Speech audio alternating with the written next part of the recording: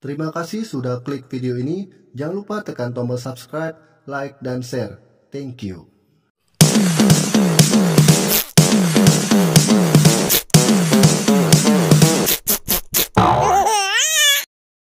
Halo Sobat Bang Laki, apa kabar semuanya? Semoga sehat selalu ya. Kali ini Bang Laki akan mereview sebuah film yang berjudul Jakarta vs Everybody. Film ini menceritakan tentang sosok pria berusia 23 tahun yang memutuskan untuk merantau ke Jakarta demi mewujudkan mimpinya menjadi seorang aktor terkenal.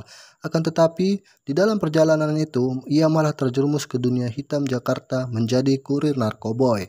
Tanpa berlama-lama, langsung aja kita ke alur ceritanya. Di awal cerita, saat seorang aktor tambahan yang bernama Dom diperlakukan tidak adil oleh para kru, yang mana ia dihajar betulan oleh pemain yang lain. Tidak terima diperlakukan seperti itu, Dom kemudian menghajar salah satu kru hingga akhirnya ia memilih pergi dari lokasi syuting. Tujuan utamanya merantau ke Jakarta untuk menjadi seorang aktor. Dom pun mencoba ikut casting. Namun, pada saat casting, ia disuruh berfoto hanya menggunakan celana dalam saja. Ia pun sangat emosi dan langsung pergi dari tempat casting tersebut. Singkat cerita, setelah belanja di minimarket, Dom melihat wanita yang bernama Pinkan yang saat itu mobilnya sedang mogok.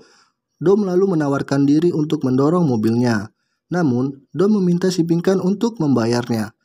Sesaat kemudian, Radit kekasihnya si Pinkan meminta Dom untuk membantu mendorong mobilnya. Setelah mobilnya nyala, Dom cuma dibayar goceng. Dom pun bertanya kepada mereka tempat tinggal yang murah. Kemudian Radit menyuruh Dom untuk masuk ke mobil dan ikut dengan mereka. Di dalam mobil, mereka berbincang-bincang dan Dom memberitahu kalau dia seorang aktor. Sesampainya di tempat kos, Pinkan mengajak Dom bertemu ibu kos. Sesampainya di dalam, Dom tidak sengaja mendengar pembicaraan Radit yang akhirnya tahu kalau ia ternyata adalah bandar narkoboy.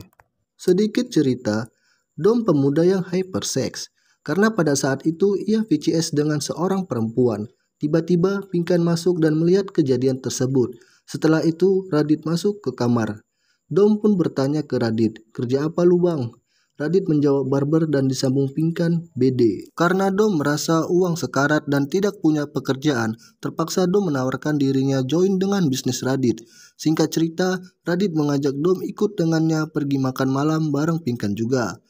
Di saat menunggu makanan datang, HP Pinkan berbunyi dan Pinkan berbicara dengan seorang lelaki. Akan tetapi di tengah-tengah bertelepon, Radit mendengar percakapan mereka yang tidak enak didengar. Kemudian Radit mengambil HP tersebut dan memaki si lelaki tersebut sambil membanting HP. Di scene selanjutnya, memperlihatkan Pinkan yang asik menikmati musik EDM di kamar kosan dan di situ juga ada Radit. Dom yang terbangun dari tidurnya langsung keluar kamar, mungkin karena gabut maksudnya mau main ke kamar Radit. Namun di saat ia ke sana, Dom melihat Pinkan dan Radit sedang oh yes oh no oh my god. Dom pun spontan langsung merekamnya dan balik ke kamarnya. Seperti biasa, Dom melakukan spot 5 jari sambil menonton rekaman yang tadi. Kemudian gak berapa lama Pinkan masuk, Dom pun ke gap dan kaget. Waduh, colinya selalu nanggung, hahaha. Singkat cerita, paginya Pinkan mengajak Dom ke kamarnya dan menyuruh Dom untuk memperhatikan Radit mengemas barang haram. Karena Dom sekarang sudah masuk di bisnis gelap mereka. Mereka pun bergegas pergi. Radit membawa 3 anggotanya untuk beroperasi. 2 anggota turun dari mobil, tetapi Dom tidak. Pada saat di barbershop, ada yang menelpon Radit dan memberitahu salah satu anggotanya tertangkap. Radit pun menyuruh Dom untuk besok saja melakukan operasinya. Keesokan harinya, Dom beroperasi, janjian dengan pembelinya di dalam kereta. Kemudian Dom menyelipkan barang tersebut di kursi dan gak berapa lama ada seorang wanita yang mengambil barang itu. Kemudian mereka turun dari kereta dan Dom pun menjalani dan menikmati hidup barunya di Jakarta sebagai kurir narkoboy. Singkat cerita, Dom bertemu kembali dengan pembelinya yang kemarin di kereta, seorang wanita. Ia bernama Kanza, bekerja sebagai perias mayat. Tetapi Kanza belum mengetahui Dom, belum mengenali parasnya. Karena sesuai dengan arahan Radit dan Pinkan, jangan memberitahu identitas. Scene berganti. Di dalam suatu ruangan, Dom dan Radit berbincang. Dom menanyakan ke Radit apa nggak mau berhenti.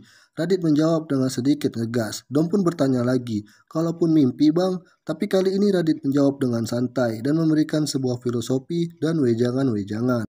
Di dalam kamarnya, Dom menulis beberapa mimpinya di dinding, dan di antara beberapa mimpinya, dia ingin ketemu dengan Chico Jericho. Keesokan harinya, Dom bertemu kembali dengan Kanja. Cuma kali ini, Dom menyapa dan berkenalan dengan Kanja dan berbincang langsung. Kanja pun membawa Dom ke tempat kerjanya. Kanja bekerja sebagai perias mayat. Mungkin dirasa asik, Kanja pun membawa Dom main ke kosannya. Kemudian Dom pun pulang ke kosannya, dan dia melihat ibu kos yang sedang asik menonton layar tancap. Dom pun ikut gabung dan berbincang dengannya. Setelah nonton layar tancap, Dom menjumpai Radit untuk mengambil barang. Gak berapa lama Pinkan pulang. Radit pun bertanya kepada Pinkan habis dari mana dan mengatakan sesuatu seperti kode rahasia. Tiba-tiba Pinkan melepas celana dalamnya dan memberikan ke Radit. Tanpa disadari mereka, dari balik pintu Dom merekam mereka. Di dalam kamar, Radit dan Pinkan berbicara cukup serius sembari Radit menarik rambut Pinkan. Namun, setelah itu Radit memeluk dan meminta maaf kepada Pinkan. Pinkan pun keluar kamar. Di belakang Pinkan ada Dom yang lagi main HP. Kemudian Dom bertanya kepada Pinkan, "Gak dingin lo gak pakai sempak kak?" Pinkan pun berkata, "Lo bilang sama bos lo, gua udah muak, gua mau bebas." Dom pun mencoba untuk menenangkan Pinkan. Singkat cerita, Dom bergegas berangkat mengantar barang. Tiba-tiba Dom melihat idolanya, Chico Jericho. Spontan Dom minta foto. Sehabis dari ngantar barang, Dom mengajak Kanja makan. Mereka pun berbincang. Kemudian selesai makan, Kanja mengajak Dom main ke kosannya. Dan pada malam itu, ternyata Dom berulang tahun. Mereka pun menyanyikan lagu selamat ulang tahun dan sambil bercanda. Di tengah-tengah kegembiraan, Kanja mengajak Dom main suatu permainan yang mana hanya shoot biasa. Akan tetapi bagi yang kalah harus melepas pakaiannya. Hingga pada akhirnya, mereka berdua hanya menggunakan pakaian dalam saja. Dan berlanjut ke adegan oh yes, oh no, oh my god. Keesokan harinya, seperti biasa, Dom mengantar barang ke berbagai tempat, sampai harus menyamar sebagai waria. Namun di sisi lain, sepertinya Kanja sibuk mencari-cari Dom, namun tidak kunjung ketemu. Di sisi lain juga, Radit terlihat berduaan di kamar kos dengan ibu kos. Di suatu waktu, saat Dom dan Radit berdua di kamar, Dom meminta izin ke Radit untuk ikut casting lagi. Mendengar itu, tiba-tiba Radit menghajar Dom. Radit terlihat kesal. Dom pun meminta maaf ke Radit sambil menawarkan rokok kepadanya. Kemudian Radit menyuruh Dom untuk menjemput Pinkan nanti malam, karena Radit akan mengambil barang. Dom pun menjemput Pinkan, dan Dom pun mengajak Pinkan pergi ke Ancol. Di tepi pantai, Pinkan terlihat merasa nyaman di dekat Dom. Di dalam mobil, Dom pun tanpa basa-basi mencium Pinkan hingga akhirnya mereka pun melakukan adegan oh yes, oh no, oh my god. Selesai berhubungan, mereka pun pulang ke kosan. Singkat cerita, Dom mendengar suara Pinkan yang sedang nangis. Dia pun panik dan langsung ke kamar Pinkan. Ternyata Pinkan nangis karena Radit ditangkap polisi. Dom pun mencari tahu kenapa Radit bisa tertangkap. Ternyata Radit tertangkap karena ada yang melapor. Si Pailah ternyata cepunya yang tak lain teman baiknya sendiri. Dom pun langsung menghajarnya. Di sisi lain, ternyata ibu kos pecandu berat. Dan di sisi lain Dom menjumpai Pinkan dan meminta izin seperti salam perpisahan. Karena dia masih ingin mengejar mimpinya untuk menjadi seorang aktor.